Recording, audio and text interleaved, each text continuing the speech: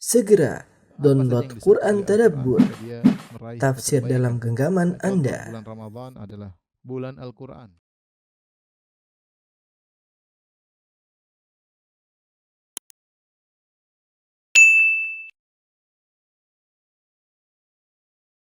Bismillahirrahmanirrahim. Assalamualaikum warahmatullahi wabarakatuh.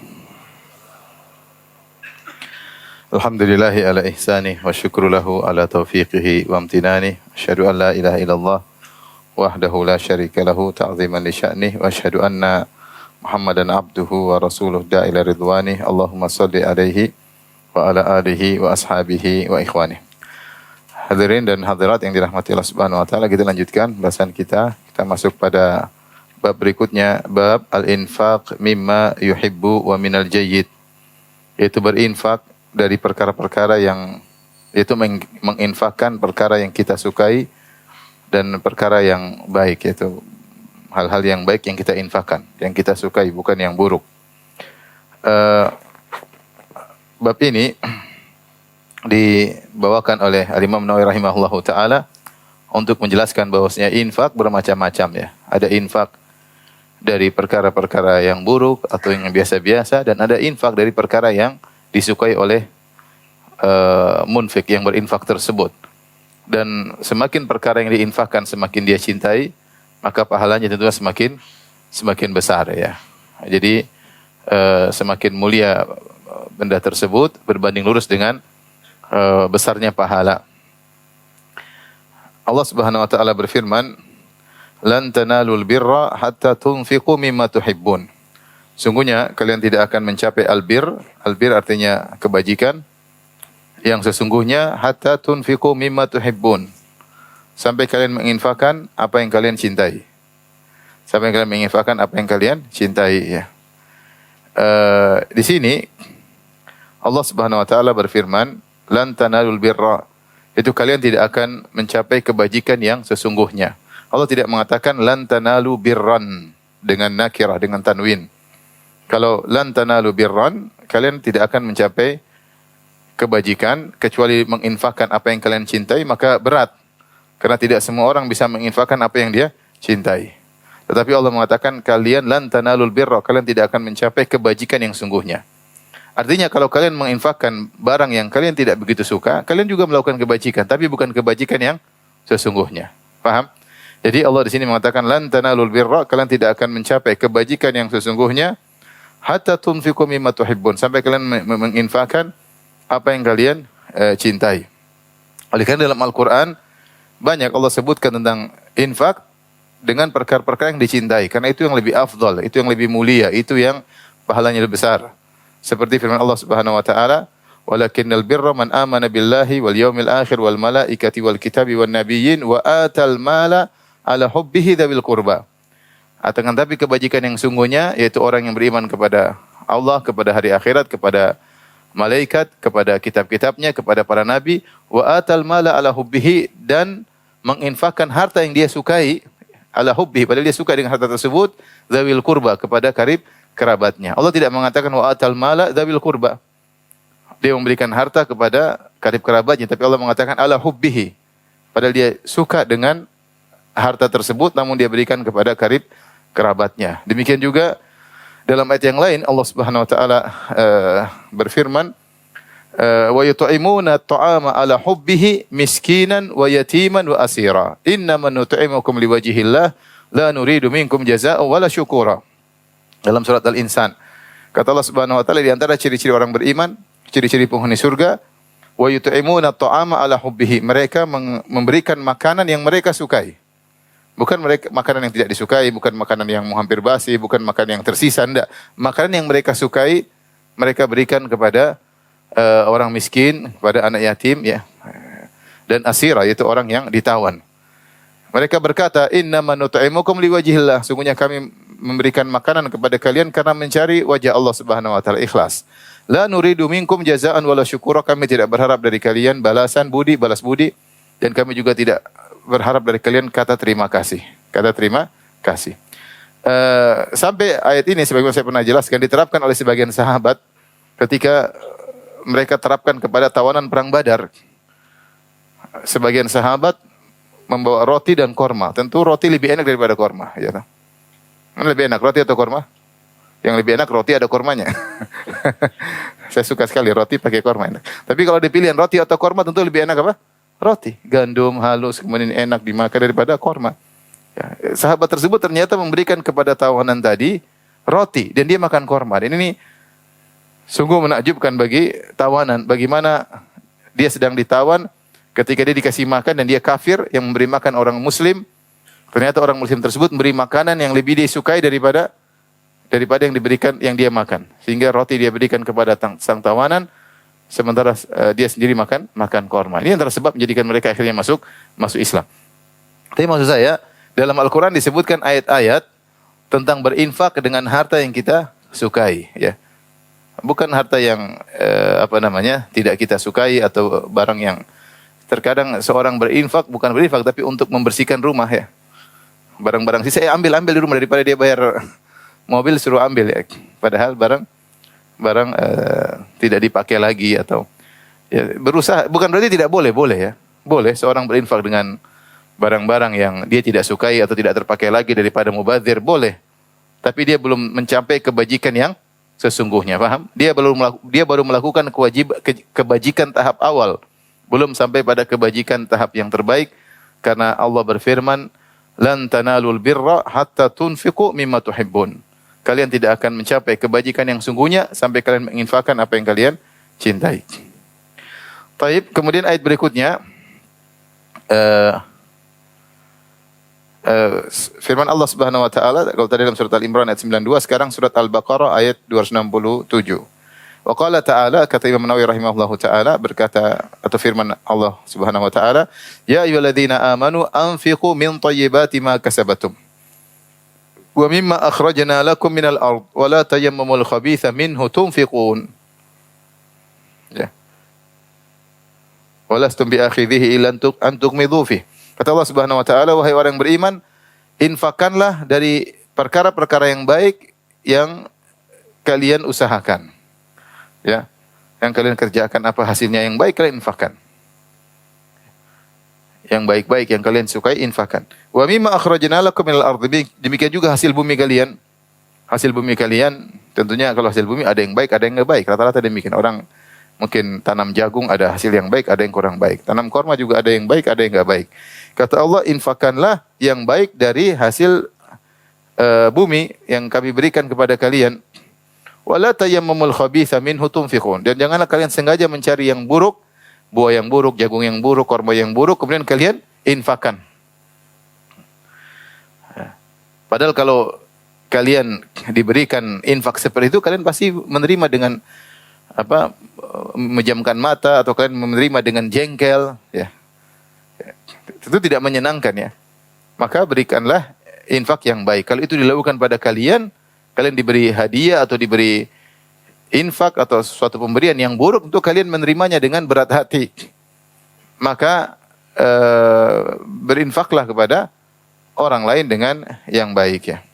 Ini ayat menjelaskan agar ketika kita berinfak jangan pilih yang buruk, wala tayammamul khabitha, jangan pilih yang buruk-buruk untuk kalian infakkan.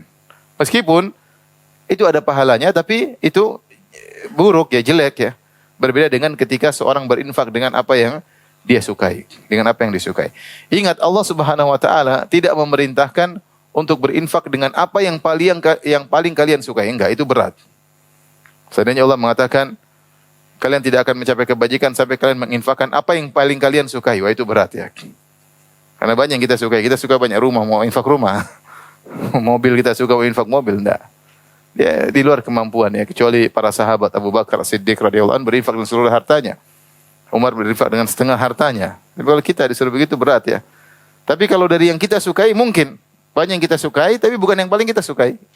Banyak kita bisa berinfak dengan uang yang kita sukai, dengan makanan yang kita sukai, dengan minuman yang kita sukai, dengan hal-hal yang kita sukai, bukan yang paling kita sukai tapi kita suka. Artinya ini pantas kalau buat kita juga layak kita berikan kepada orang lain. Maka kita sudah menjalankan ayat tersebut. Makanya jangan berinfak dengan barang-barang rusak, ya. Berinfak kasih infak kepada kerabat. Ini Dek ada TV buat adek, tapi sebenarnya bagus, cuma lagi rusak. Perbaiki, insya Allah jadi bagus. Cuma ini namanya berinfak dengan barang apa? Rusak. Ya boleh kasih, tapi kasih biaya juga, biaya apa? Perbaikan. Ini kita malah sudah buat kamu aja, ini ada biaya perbaikan. Oke lah.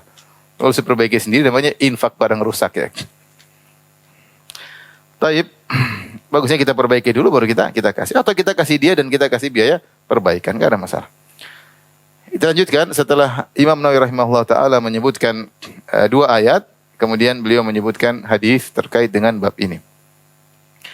An Anas radhiyallahu taala anhu, dari Anas bin Malik radhiyallahu taala anhu, qala, beliau berkata, kana Abu Talhah radhiyallahu anhu aktsarul ansari bil Madinati malan min nakhlin. Abu Talhah radhiyallahu anhu adalah orang dari kaum Ansar yang paling banyak kebunnya, kebun kormanya, yang paling banyak hartanya berupa kebun korma. Yang kita tahu Abu Talhah ini dekat dengan Anas bin Malik karena Anas bin Malik bapaknya Malik, Anas bin Malik bapaknya namanya Malik dan ibunya namanya Ummu Sulaim. Dan Malik meninggal dalam kondisi kafir. Kemudian Ummu Sulaim menikah dengan Abu Talhah radhiyallahu taala anhu. Dan kisahnya masyhur ketika Abu Talhah melamar Ummu Sulaim, maka Ummu Sulaim mengatakan maharnya dengan masuk Islam. Akhirnya dia masuk Islam, nikah dengan Ummu Sulaim. Sehingga Abu Talhah radhiyallahu anhu adalah bapak tirinya siapa? Anas bin Malik radhiyallahu taala anhu. Inilah kisah yang ketika Ummu Sulaim punya anak dari Abu Talhah kemudian meninggal, maka ketika Abu Talhah datang, kemudian Ummu Sulaim berias, kemudian ditanya, mana anakku yang sakit? Dia sudah lebih tenang, padahal sudah meninggal dunia. Kemudian dia berhias agar digauli oleh suaminya. Suaminya tenang setelah suaminya menggaulinya, kemudian dia berkata, wahai suamiku, bagaimana menurutmu kalau ada seorang kasih titipan, kemudian dia ambil titipan tersebut, apa kau menolak? Jawabannya tidak. Kata Abu Talhah, tentu tidak. Nah, anakmu adalah titipan siapa?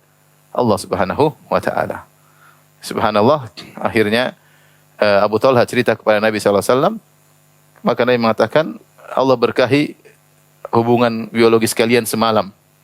Akhirnya punya anak yang soleh ya, namanya Abdullah kalau tidak salah. Abdullah ini punya anak lagi 10 orang, semuanya perawi hadis dan hafal Quran ya. Jadi ini semua keturunan siapa? Abu Talhah radhiyallahu taala anhu. Dialah Abu Talhah radhiyallahu taala anhu. Sehingga Anas bin Malik kadang-kadang meriwayatkan hadis dari Abu Talhah karena Abu Talhah dekat dengan dia. Abu Talhah adalah bapak tirinya dan ibunya Ummu Sulaim radhiyallahu anha adalah istrinya Abu Talhah.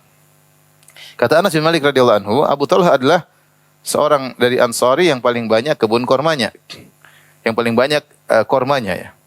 Wa kana ahabba amwalihi ilaihi Bairuha atau Biruha dalam sebagian riwayat. Dan hartanya yang paling dia sukai adalah kebunnya yang namanya kebun Bairuha ya. Ini kebun korma yang paling dia punya kebun, artinya ada beberapa kebun. Kebun yang paling disukai kebun ini. Ada namanya kebun Bairuha. Wa kanat mustaqbilatal masjid. Di antara keistimewaan kebun ini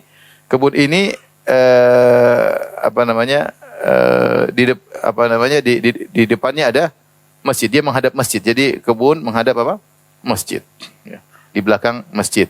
Jadi posisinya dekat dengan masjid. Ini keistimewaannya, dekat dengan Masjid Nabawi. Dia kebun yang paling bagus karena mungkin hasilnya paling banyak.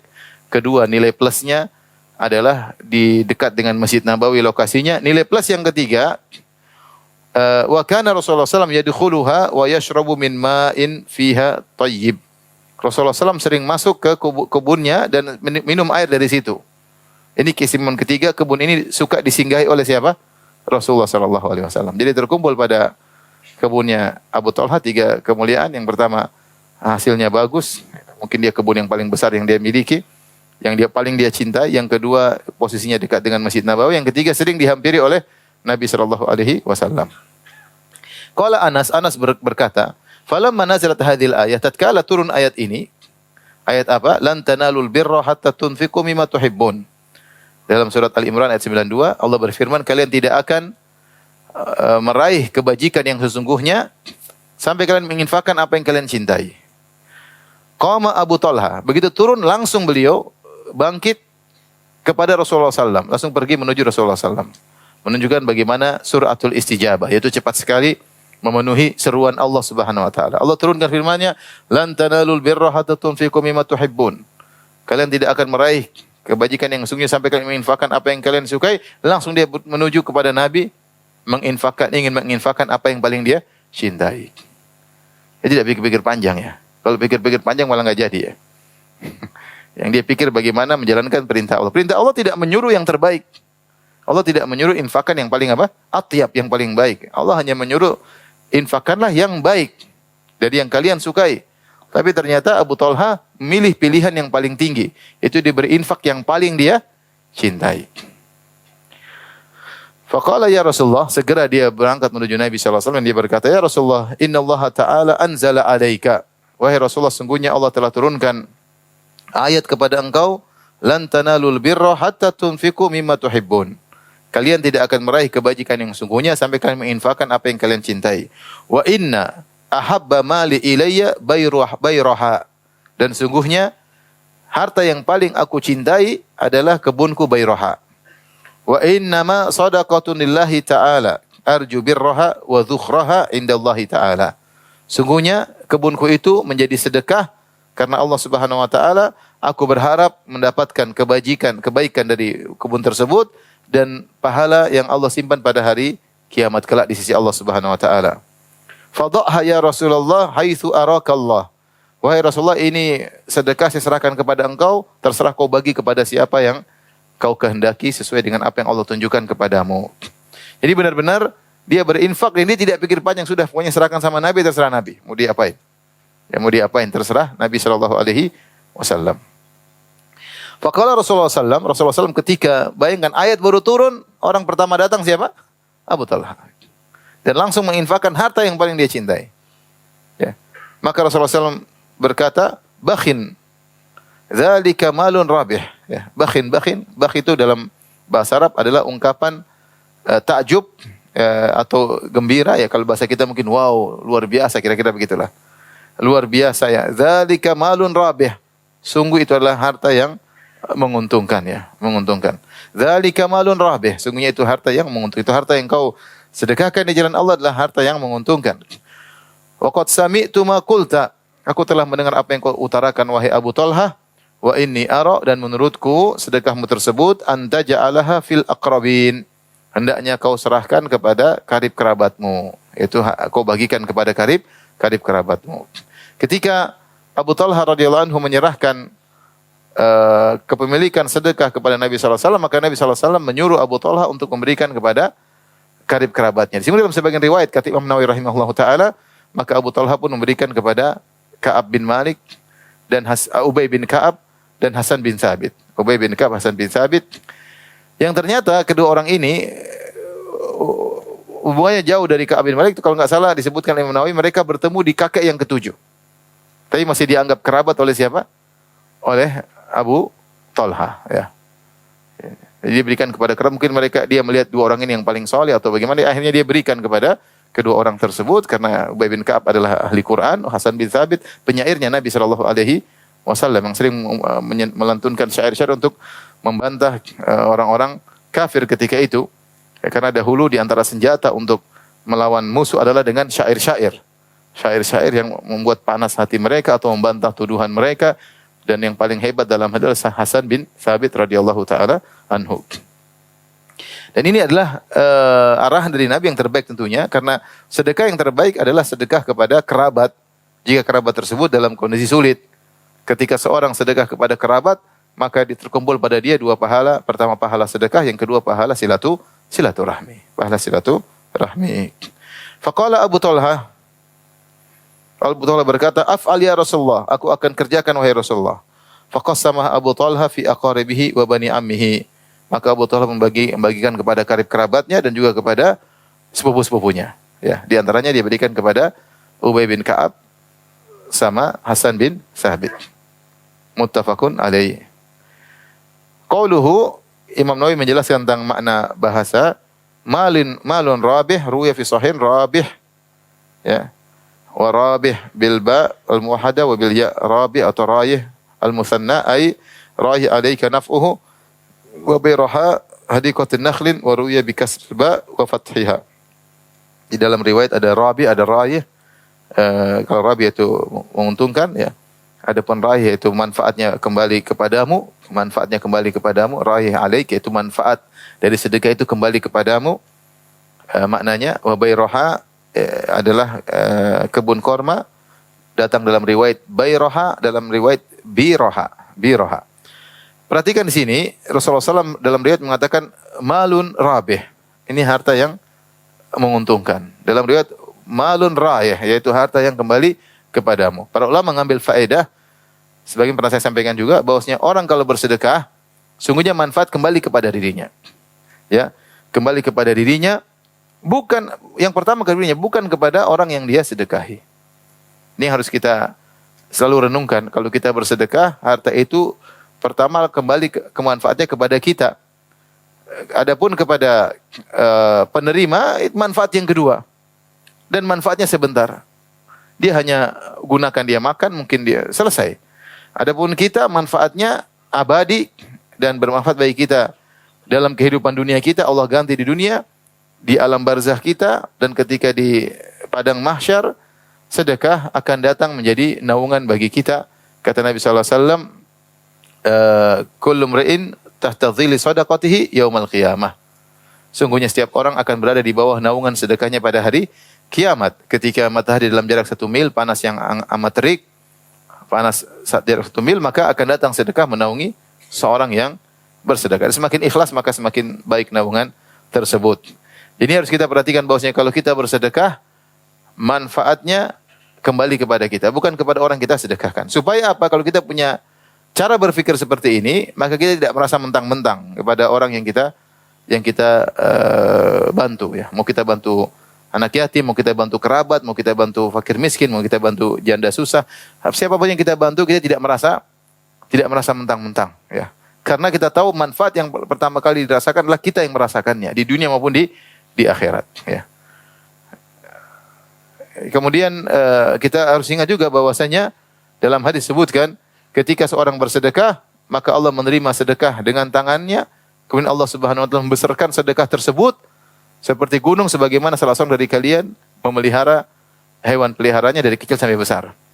Sampai sebenarnya mengatakan, kamu harus tahu ketika kamu bersedekah, sebelum sampai ke tangan penerima, sampai dulu ke tangan Allah Subhanahu wa taala. Jadi seorang memberikan yang terbaik, ikhlas kepada Allah Subhanahu wa taala, dan dia yakin bahwasanya manfaatnya kembali kepada dirinya.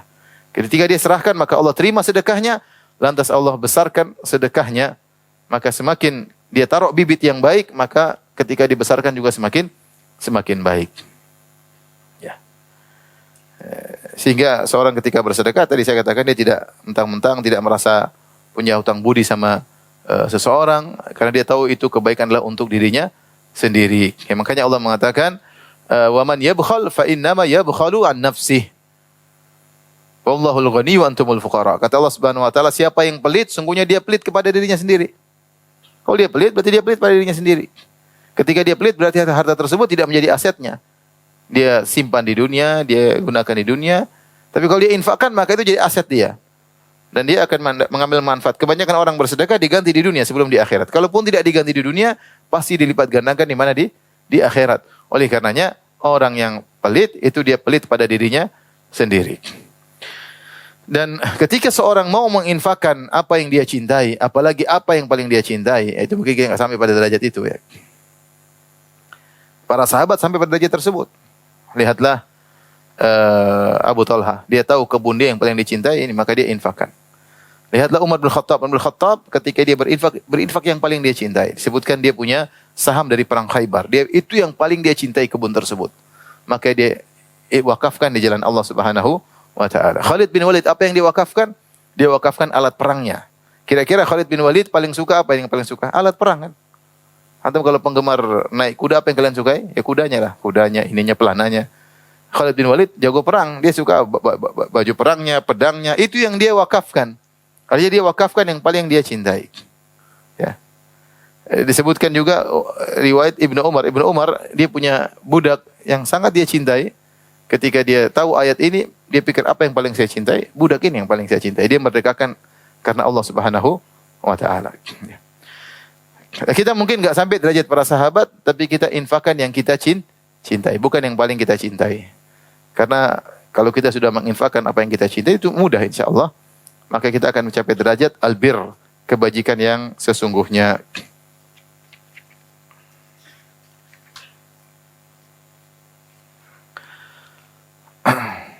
Dalam hadis ya, sebagaimana pernah kita sampaikan ketika Rasulullah SAW menyuruh Aisyah radhiyallahu anha membagi kambing untuk dibagi-bagikan, disembelih dibagi-bagi. Setelah itu Rasulullah SAW bertanya, "Ma baqiya minha wahai Aisyah? Masih adakah yang tersisa dari kambing yang dibagi-bagi tadi?" Kata Aisyah radhiyallahu ta'ala anha, "Ma baqiya minha illa katifaha." Tidak ada yang tersisa. Yang tersisa cuma pundak kambing yang belum dibagi. Maka kata Nabi sallallahu alaihi wasallam menjelaskan hakikat yang sungguhnya, baqiya kulluha ghairu katifiha. Justru yang sudah dibagi semua itulah yang tersisa. Tersisa di akhirat. Justru yang belum dibagi itu yang belum tersisa. Ya. Kita kumpulkan harta. Kalau enggak harta itu yang ludes, kita yang ludes di luar. Kalau enggak harta yang sirna, kita yang sirna di luar, ya. Maka orang yang cerdas adalah memikirkan tentang masa depannya dengan dia meletakkan aset untuk hari akhiratnya, ya, dengan jalan-jalan kebaikan. Makanya ketika Amr bin As radhiyallahu taala anhu dipanggil oleh Nabi, kata Rasulullah SAW, "Wahai Amr, kau akan saya jadikan sebagai amir sariyah, ya, dalam perang Zatus Salasil. Kau akan aku jadikan amir." Dia baru masuk Islam beberapa bulan waktu itu. Dan aku ingin kau mendapatkan ghanimah. Aku ingin kau mendapatkan apa? Ghanimah. Sebab Amr bin As mengatakan, "Rasulullah, saya berperang, saya masuk Islam bukan cari ghanimah." Dia menunjukkan saya tulus, saya tidak cari ghanimah ya Rasulullah. Kata Rasulullah SAW, bukan begitu. Ni'mal malus salih li rajulis salih. Nabi ingatkan, sebaik-baik harta yang baik kalau dimiliki oleh seorang yang saleh. Artinya Rasulullah SAW isyaratkan, sebaik-baik harta yang baik jika dimiliki oleh orang saleh, artinya kau gunakan harta ini untuk mendekatkan dirimu kepada Allah. Kalau kau dapat ghanimah nanti, kau gunakan untuk mendekatkan diri kepada Allah Subhanahu wa taala. Dengan harta tersebut, kau memiliki aset yang terbanyak di akhirat kelak. Maka jika seorang dibuka jalan oleh Allah Subhanahu wa taala untuk memiliki kemudahan mencari rezeki, maka kesempatan bagi dia, ya, untuk dekat kepada Allah dengan harta tersebut, ya. Ni'mal rajulus salih, ni'mal malus salih rajulus salih. Sebaik-baik harta jika dimiliki oleh seorang yang saleh. Baik, kita lanjutkan bab ke-38. Babu wujubi amri ahlihi wa auladihi. Bab tentang wajib untuk memerintahkan keluarga dan anak-anaknya, al-mumayyizin wa sa'iri man fi ra'iyatihi bi ta'atillahi ta'ala wa nahyihim 'anil mukhalafati wa ta'dibihim wa man'ihim min irtikabi manhiyin anhu. Maknanya bab tentang wajib bagi seorang untuk memerintahkan istrinya dan anak-anaknya yang sudah mumayyiz, yaitu sudah mengerti, mumayyiz artinya sudah bisa membedakan, ya. Dan seluruh orang yang berada dalam naungannya, yaitu yang tinggal di rumahnya, baik pembantunya, baik supirnya, yang di bawah naungan dia, untuk taat kepada Allah Subhanahu wa taala dan untuk melarang mereka dari sikap menyelisihi perintah Allah Subhanahu wa taala, dan juga untuk mengadab mereka, itu mengajari mereka, mendidik mereka, serta melarang mereka dari melakukan perkara yang dilarang. Bab ini dibawakan oleh Imam Nawawi rahimahullahu taala, bab itu perhatian terhadap agama, anak, istri, dan orang-orang yang di bawah naungannya. Kalau ada kebaikan disuruh dijalankan, diperintahkan. Kalau ada keburukan dilarang, jangan dibiarkan begitu saja. Setelah bab an-nafaqatu 'alal iyal. Bab pada pertemuan kemarin kita bahas tentang bab memberi nafkah kepada keluarga, dan kita jelaskan bahwasanya memberi nafkah kepada keluarga pahalanya besar, bahkan lebih besar daripada nafkah-nafkah sunnah yang lainnya. Nah, untuk menyempurnakan bab tersebut, maka Imam Nawawi rahimahullah membawakan bab ini. Bab tentang perhatian sama keluarga dari sisi agama mereka. Jadi janganlah engkau menjadi kepala keluarganya perhatian tentang dunia mereka, ya. Hanya diberikan makan, diberi minum, diberi jajan, diberi kalau cuma perhatian tentang dunia, maka hewan pun bisa, ya. Artinya hewan juga kasih makan anak-anaknya. Tapi orang-orang kafir pun bisa, ya. Orang kafir mungkin lebih perhatian kepada dunia anak mereka daripada kita. Tetapi yang penting, lebih penting daripada itu adalah kau perhatikan tentang rohaninya, bahwasanya mereka juga butuh siraman rohani. Sebagaimana kau perhatikan jasadnya, anak-anakmu, istrimu, perhatikan juga rohani mereka. Mereka perlu dibimbing, mereka perlu diperhatikan, dan harus sisihkan waktu untuk ngurusin istri anak-anak. Demikian juga orang di bawah naungan. Mungkin ada ponakan tinggal di situ, mungkin ada bibi tinggal di situ, mungkin ada pembantu. Perhatikan mereka, suruh mereka untuk taat kepada Allah Subhanahu wa taala. Allah berfirman, kemudian Imam Nawawi rahimahullah membawakan beberapa ayat, 2 ayat, kemudian hadis-hadis Nabi sallallahu alaihi wasallam. Adapun ayat yang pertama, firman Allah Subhanahu wa taala, "Wa'mur ahlaka bis-salati wastabir 'alaiha." Dalam surat Thaha. Perintahkanlah keluargamu untuk salat, wastabir 'alaihi, dan bersabarlah untuk salat. Jadi Allah menyuruh seorang memerintahkan keluarganya, anak istrinya untuk apa? Untuk salat. Kemudian sabar. Wastabir, sabar dalam salat dan sabar dalam perintahkan mereka untuk salat. Wastabir asalnya dari wazan ifta'ala. Istabara, istabara asalnya kemudian jadi istabara. Wastabir, ketika ada tambahan huruf menunjukkan ada penekanan, bukan sekedar sabar tapi sabar yang bertambah-tambah. Wa'mur ahlaka bis salat, perintahkanlah keluarga untuk salat, wastabir, dan bersabarlah. Sabar dalam menjalankan salat, sabar suruh mereka untuk menjalankan apa? Salat. Dan ini perlu perjuangan. Ya, telepon istri kita untuk salat, ingat sudah salat, ya. Meskipun sudah ngaji, kadang-kadang lupa.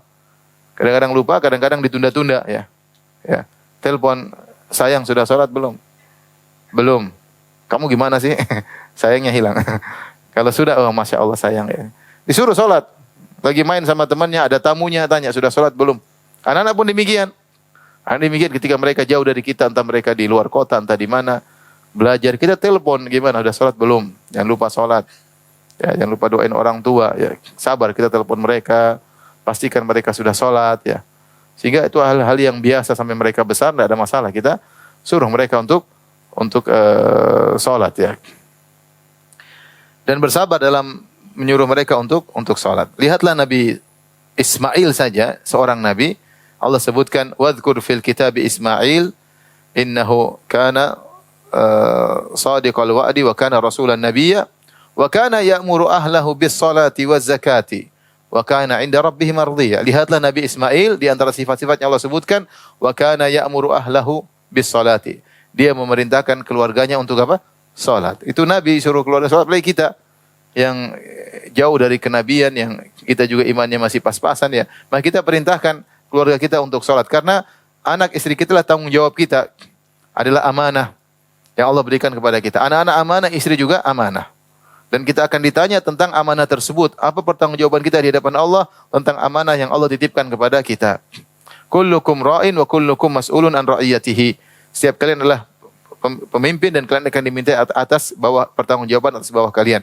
Dan kita laki-laki, bawaan kita adalah anak dan istri kita, maka kita akan diminta pertanggungjawaban tentang pendidikan mereka, ya. Ayat berikutnya Allah berfirman, "Ya ayyuhalladzina amanu qu anfusakum wa ahlikum nara." Wahai orang yang beriman, jagalah diri kalian dan keluarga kalian dari api neraka jahanam. Waquduhan nas wal hijarah. Yang bahan bakarnya adalah manusia dan batu, ya. Ayat ini Allah Subhanahu wa taala buka dengan seruan, "Ya ayyuhalladzina amanu qu anfusakum." Wahai orang yang beriman, jagalah diri kalian dari neraka. Apakah titik? Belum.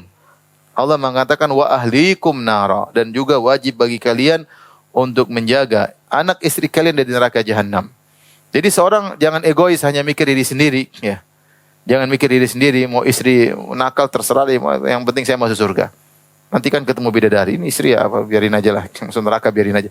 Enggak apa-apa, ya. Enggak boleh. Seorang tidak boleh egois, ya.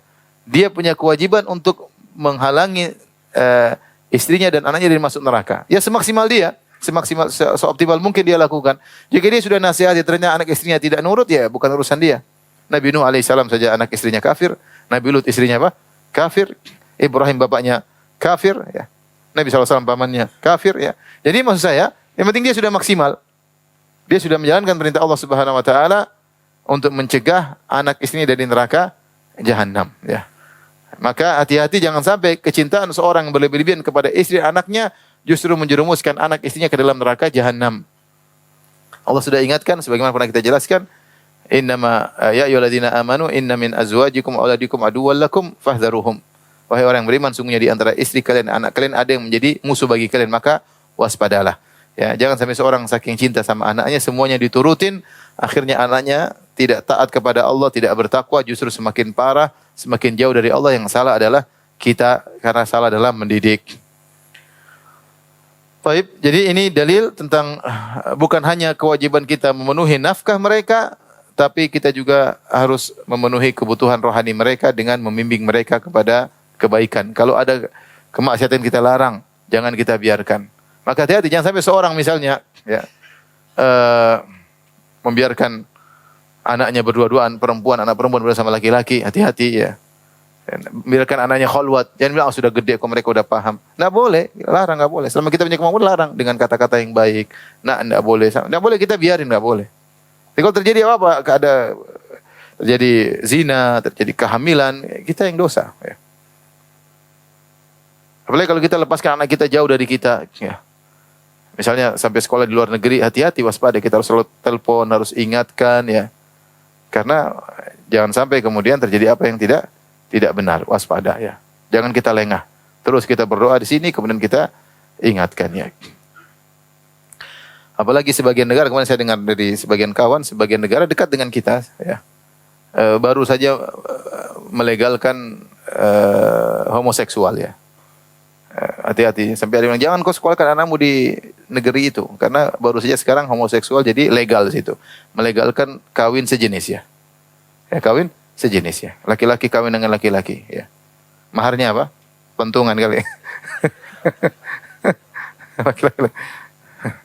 Subhanallah, hal yang tadinya menjijikan sekarang malah trendy, ya, itu perubahan ya, dunia begitulah. Artinya kita jangan sampai tidak waspada, ya. Kita bekali anak kita dengan agama, kita ingatkan. Kalau dia memang harus belajar ilmu yang tidak ada di tanah air, boleh, tapi dengan syarat dia harus punya modal agama yang baik. Ya. Saya ingat waktu saya ke Amsterdam ada kawan orang Indonesia, dia ngaji juga. Dia nikah sama bule, anaknya tampang bule, ya. Anaknya selalu mengeluh. Karena anaknya kadang-kadang ikut ngaji, saya ketemu anaknya juga. Tinggi, gede. Dia bilang sama saya, Ustadz, anak saya ini selalu mengeluh. Kenapa? Dia selalu dibully sama teman-temannya. Kenapa dibully? Karena dia satu-satunya yang belum berzina. Semua satu SMA, semua sudah berzina. Subhanallah, ente masukkan anak ente di sekolah yang seperti itu. Mengerikan. Kalau dia berzina, yang salah ente. Karena ente biarkan anak masuk di sekolah seperti itu. Ya anak-anak mungkin hari pertama kuat, lama-lama degoda. Kalau kita nggak kontrol, dia akan bablas. Ya. Jadi ingat, ini tanggung jawab kita anak-anak ini. Beda kalau kita sudah maksimal, ternyata nakal, ya di luar kemampuan kita. Ya, kita sudah maksimal, sudah nasihat, sudah datangkan guru, dia nggak mau dengar, ya masing-masing. Ya, masing-masing. Tapi kalau kita tidak maksimal, kita menggampangkan, kita biarkan lalu terjerumus, nah ini kesalahan kita dan kita bertanggung jawab atas dosa yang terjadi pada anak kita. Dan sebagian orang seperti itu, kejadian. Keluar ke sekolah ke anaknya, pulang-pulang gay, jadi gay, ya. Tahu-tahu jadi jadi menarik. Melenggak-lenggok, ya. Waliyadzubillah, hati-hati, ya. Taib.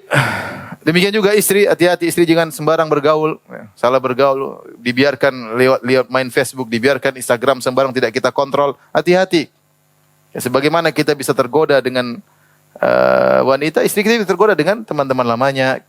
Kita kontrol, ya, apa yang kau lihat, tidak boleh sembarangan melihat, tidak boleh. Ini demi untuk menjaga istri kita, ya, karena Allah yang perintahkan. Allah perintahkan, ya. Kalau dia lagi nonton Korea, kita bilang ganti saja, ya, nonton Padang Pasir, ya, jangan nonton Korea. India, Korea, ya.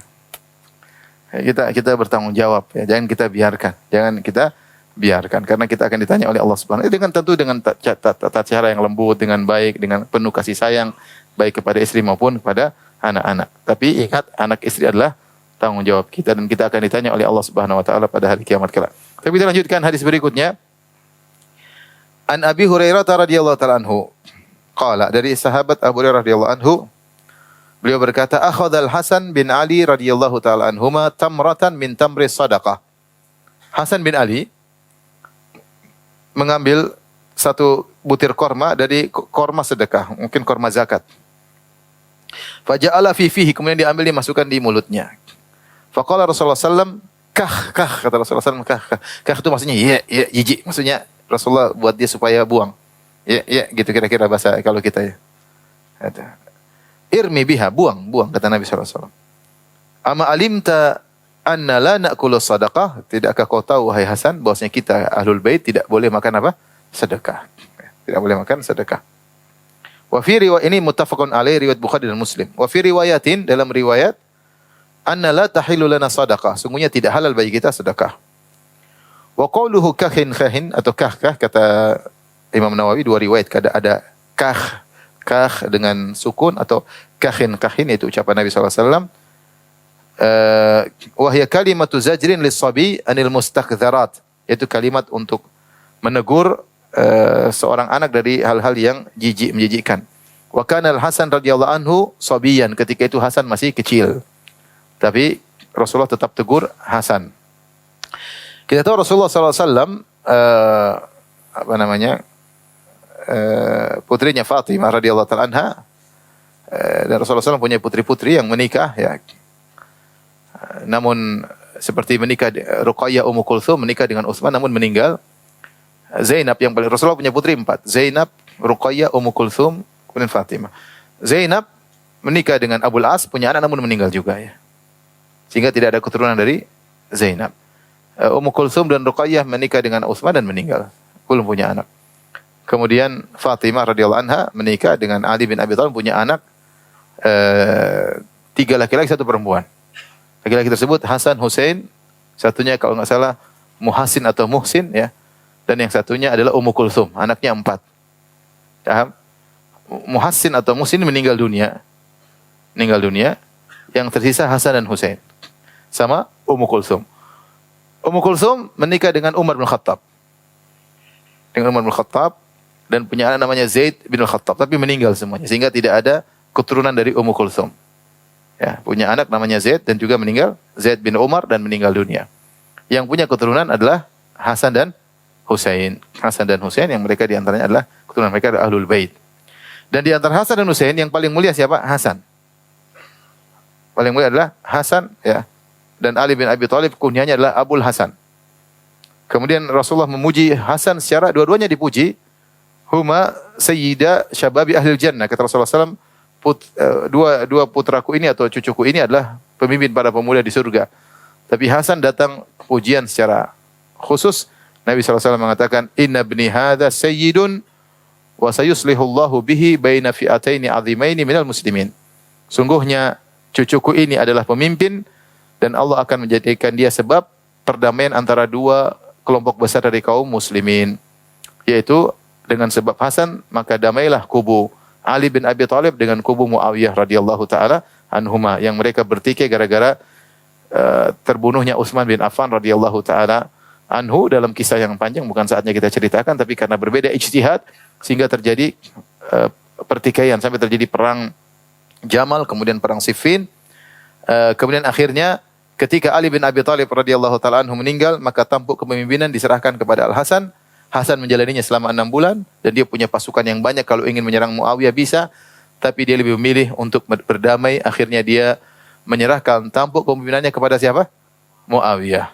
Akhirnya terjadilah perdamaian, disebut Amul Jamaah, tahun perdamaian. Disitulah Nabi memuji Al-Hasan karena dia rela meninggalkan kekuasaan demi untuk kaum muslimin. Bukan seperti sebagian kita yang rela menikam kaum muslimin untuk meraih apa? Kekuasaan. Sehingga Hasan bin Ali bin Abi Thalib terpuji. Rasulullah SAW mengatakan di antara bentuk kepemimpinan yang hebat, dia rela meninggalkan kepemimpinannya untuk kemaslahatan kaum muslimin. Sehingga jadilah ketika itu Amul Jamaah, disebut tahun perdamaian. Hasan ketika masih kecil, Al-Hasan radhiyallahu anhu ya, makan korma, dan kita tahu korma zakat, maka Rasulullah SAW tegur. Ini sisi penilaian dari hadis ini. Imam Nawawi rahimahullah ingin menyatakan, lihatlah Nabi SAW menegur meskipun cucunya masih kecil. Dia tidak menggambangkan, dia masih kecil, tidak ada masalah. Enggak, dia bilang enggak boleh. Enggak boleh. Meskipun cucunya masih kecil. Ya, Hasan mungkin setengah-setengah paham, tapi enggak tahu umurnya seberapa, tapi intinya Rasulullah tetap tegur, enggak boleh. Kah. Jijik, suruh buang.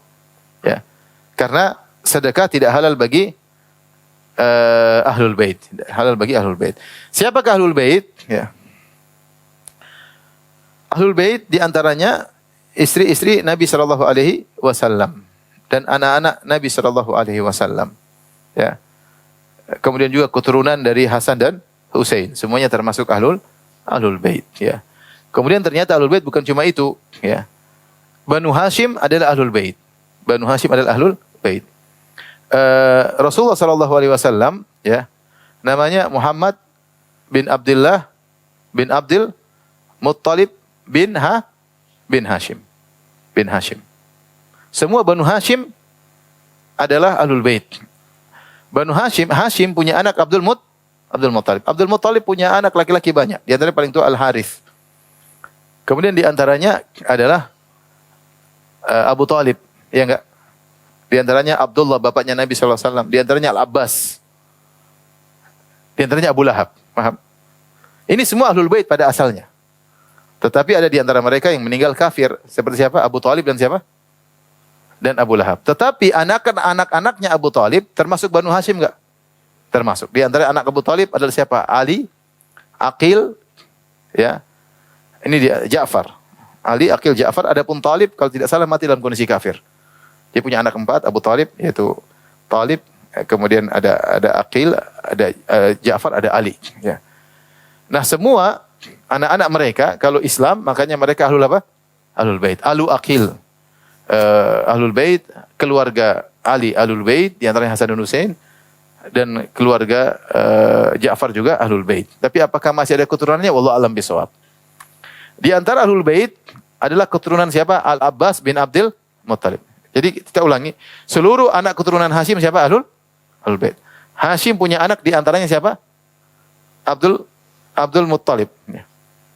Hashim di antaranya Abdul Muttalib. Dan Abdul Muttalib punya anak laki-laki banyak. Di antaranya adalah Abu Lahab, Abu Talib, Abdullah,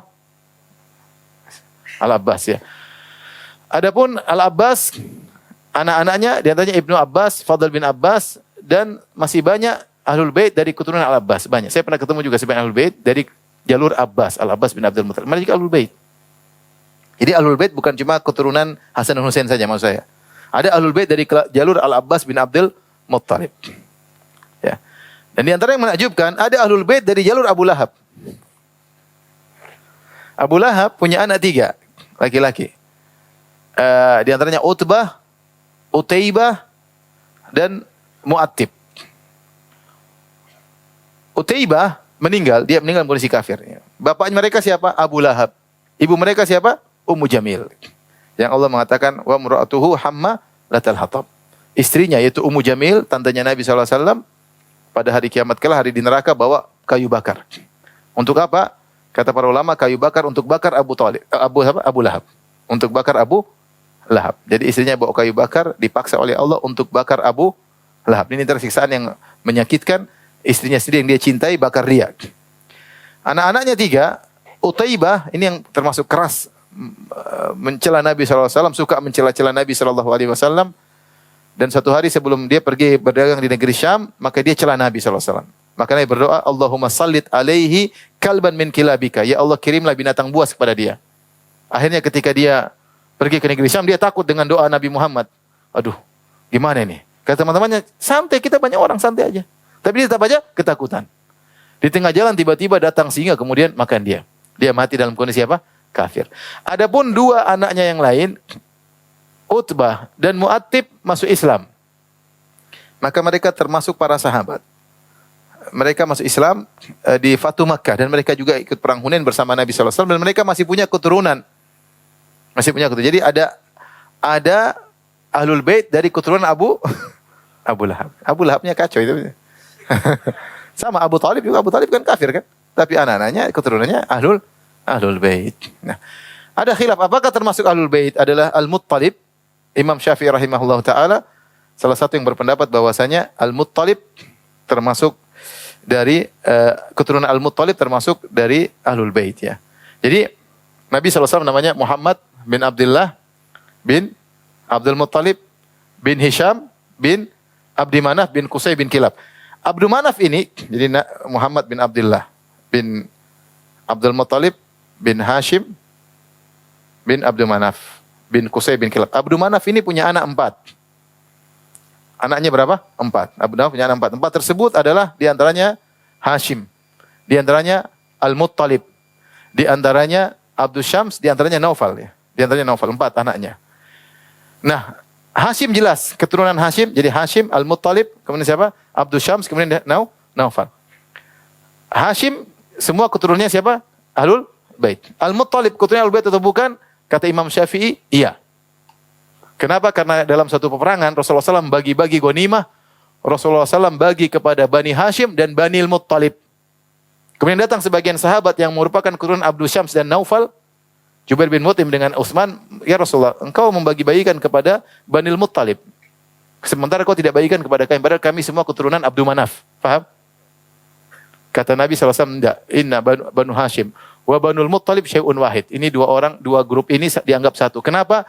Karena Banu Al-Muttalib ini membantu Banu Hashim meskipun dalam kondisi di zaman jahiliyah atau ketika mereka dimusuhi. Ketika Nabi SAW di Mekah diboikot selama 3 tahun dan mereka tinggal di Syi'ib Abu Talib, maka yang membantu Banu Al-Muttalib.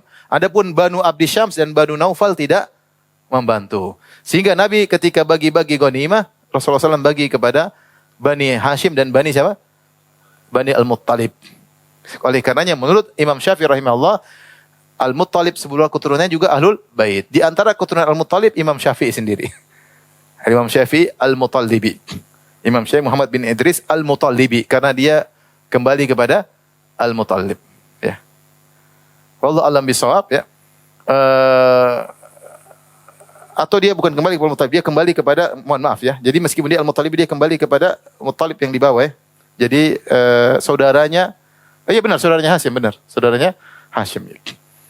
Taib, jadi ini khilaf dan semua ada yang mengatakan cuma Banu Hashim saja, ada yang mengatakan Banu Hashim saja. Nah, Ahlul Bait ini semua tidak boleh menerima sedekah. Kenapa? Karena Rasulullah SAW mengatakan innama hiya min awsakhin nas. Sedekah itu adalah kotoran-kotoran untuk membersihkan kotoran-kotoran orang-orang, ya. Karena namanya sedekah dalam rangka untuk membersihkan kotoran. Di antaranya kita tahu seperti sedekah fitr. Zakat fitr kata Nabi SAW, tuhratan lisaimin minal lagwi wa rafath. Kita keluarkan zakat fitrah untuk membersihkan orang puasa dari perbuatan sia-sia dan perkataan yang buruk. Kemudian juga sedekah zakat kata Allah, shadaqatan tutahhiruhum wa tuzakkihim biha. Ambillah sedekah zakat untuk membersihkan mereka. Ketika Rasulullah melihat orang-orang sedang berjualan, Rasulullah mengatakan, wa ya ma'syarat tujjar, wahai para pedagang, syubu bai'akum bisadaqah, campurkanlah transaksi kalian dengan sedekah. Kenapa? Karena transaksi kalian dihadiri oleh dosa, dihadiri oleh syaitan, kata-kata bohong dan macam-macam. Maka untuk membersihkan itu semua disuruh apa? Bersedekah. Jadi intinya fungsi sedekah adalah untuk membersihkan orang dari dosa-dosa. Makanya tidak pantas untuk dimakan oleh Ahlul Bait. Itu maksudnya. Ya, innama hiya min awsakhin nas. Sesungguhnya sedekah itu dari untuk membersihkan kotoran manusia, tidak pantas bagi Ahlul Bait, tidak pantas bagi Nabi dan Ahlul Bait. Wallahu a'lam bishawab. Tapi demikian saja yang saya sampaikan. Subhanallah bihamdik asyhadu an la ilaha illa anta astaghfiruka wa atubu ilaik. Assalamualaikum warahmatullahi wabarakatuh.